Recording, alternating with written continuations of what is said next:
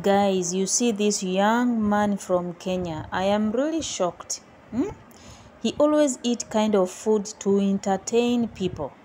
And this time, he tried to cook spider and eat it.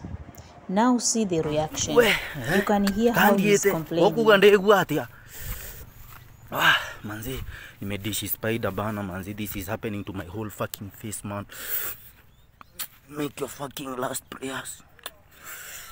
Fuck. Nadi mikono, man. Guys, make your last prayers kabla niende. We muniombe tu bana, mimi naenda. Fuck, nasikia nikasi na uso na furafura kila